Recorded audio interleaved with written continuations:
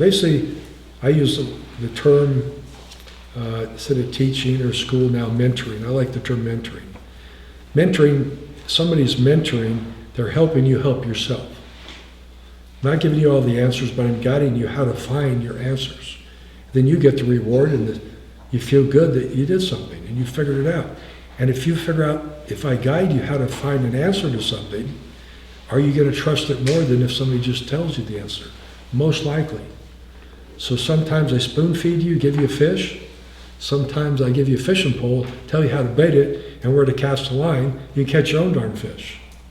It's a balance. Helping you, but not making you too soft to where you're a socialist. No. God's not a fan of socialism or Marxism, none of that, not a fan. Because they're not free societies, and people don't have a chance to grow and to fail and to learn from it and then grow again and then fail and get stronger. And when you take away all the risk in society, soul cannot grow. It's very hard for soul to grow. So a free country is better by God. He defines it because you have more opportunity to grow, to succeed, to fail, to learn from the failures, to grow. I heard one day Walt Disney, you all know Walt Disney, was very successful, but I think he went bankrupt 7 times. I think that's right. What if he wasn't allowed to fail? He might not have dug deeper and dug deeper and deeper until he made it a success. He learned from that failure. If society has too big a safety net, there's a balance. Some safety net, but if it's too big a safety net, then it tends to impede soul from growing. There's really no incentive. You got everything you need, why get off the couch? Where you hurt a little bit, you tend to, the creative juices flow, you get going and you'll find a solution. Soul can find a solution to almost anything if you really suck it up and use all your creativity and all your gifts. But those gifts of soul tend to lie dormant if there's no downside. That's why God's not a fan of unfree totalitarian societies, and socialism's getting that direction. Marxism's a disaster. So it's not so much politics. He wants soul to grow, remember, to come home. And you need to have some hunger. If there's no hunger, are you going to make an effort? There's so many people in this country that were so poor, almost destitute, they were hungry. And they dug deep and they became extremely successful. Sometimes I wonder, why doesn't the country, and I know why, but why don't people spend more time talking about the successful people in this country versus all the people that don't have anything? Why not focus sometimes the people that been done well, and how did they do it? Was it government, or did they dig deep? Did soul have all that creativity, dug deep, and found a way to succeed, or make a business, or get out of whatever predicament they're in? So that's a little sidebar. So something that I think most folks in here would agree with, prophet's guidance is always for the benefit of the student. How many that have been up here feel that's true? Yeah. Does it always feel like a benefit to the student? Did it before you were so enlightened? You're enlightened now. Oh, it was always felt. When you weren't so enlightened and ordained by God, did it always feel like it was a benefit? Not necessarily. But in hindsight, and that was part of reunion, you had clarity of all these years, a lot of you went all the way back, how what seemed like pretty rough was perfect.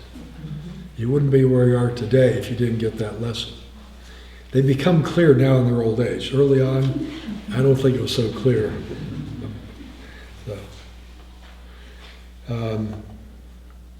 So I think the point is it takes time, but over time, a seeker to God who really wants this bad, even if you don't know why you want it, can develop a loving and trusting relationship and recognize what a golden opportunity if a wayshower, not just me, any wayshower through history, will take you under their wing. I don't know if it's like winning the $1 billion jackpot. Better than that. It's huge. like ultimately winning the lottery. I don't know. I don't play lotteries, but I don't know if there's a better blessing, a better opportunity. And then what you do with it is what I'm talking about. There's no guarantee. But if you follow some of these general suggestions, and I'll give you more if you become a student, you realize it's a golden opportunity. It's really a golden contract between God and his prophet and the seeker. It's almost like we signed a golden contract, and God will fulfill his covenants. He will, but we'll see if seekers can always fulfill their obligation.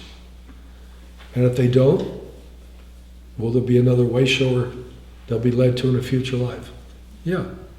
So you do what you can, and if it gets too much for you, you'll be that much better off in a future life. If you learn some gratitude and Hugh, get some daily bread, and learn some of the keys and decide to leave a wayshower, you'll still have a more abundant life, a more balanced life, maybe less fear and worthy.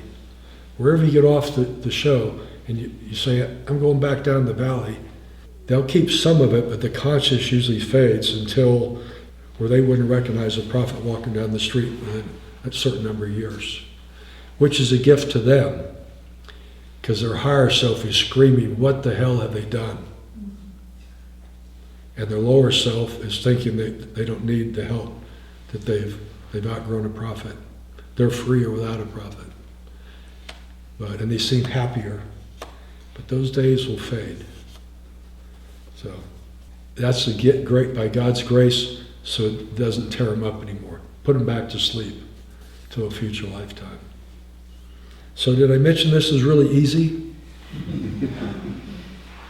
Is it a challenge? Oh yeah, this is the big one. Is it worth it? That's a personal choice. How many feel it's worth it? Yeah, oh yeah. Yeah. It's the big one, it really is. Whether it was me or somebody else right now.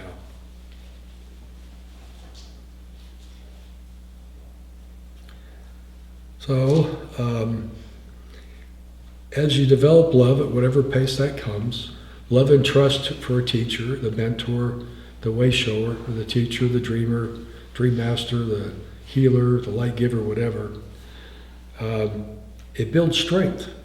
And there's another key in the Spiritual Keys book to climb this mountain of God, metaphorically, but it's like climbing a mountain, it's a good metaphor. You need spiritual strength, not this type of strength, fortunately, but spiritual strength. There's a lot of tests along the way. And the tests are given and you pass them. Do you feel weaker or stronger when you pass the test? You feel stronger. You feel more confident in yourself. You feel better. So you're given tests by the wayshower, the Heavenly Father, and you're given tests that if you suck it up and use all your skills and creativity, and soul is where your creativity mostly is in soul, not as much up here. People that are extremely creative, it's really their higher self is where that creativeness comes from, and it might go to the brain, the lower self. But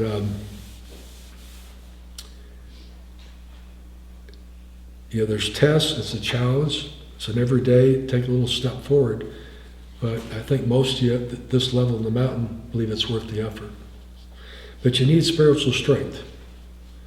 Your relationship with prophet, love, and trust adds strength. So if things get weird, you don't know what's going on. Normally I explain everything I do. But there may come a time occasionally where I don't explain. Do you still trust? When do you need trust? When somebody explains what they just did? Or when they don't have time to explain? Like in the military, you explain stuff maybe, and then the soldier's told by the captain, go there real quick. And he doesn't have time to explain because he'll be inside it. That's when trust in the leader, the lieutenant or the captain or general, really pays off. So you build that, but that love and trust builds spiritual strength. When the going gets tough sometimes, if you have a strong enough relationship with the wayshower, that gives you strength to go through even when nothing's making sense for a period of weeks or months. You're going through maybe a tough patch or whatever. There's other things that build spiritual strength, but the relationship with prophet if it's genuine, and it builds over time at whatever rate it builds, if you hang on to profit no matter what, you can get through virtually anything.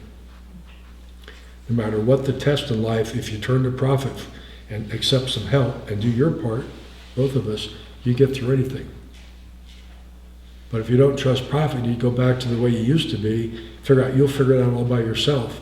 It may be a test that's not easily passed.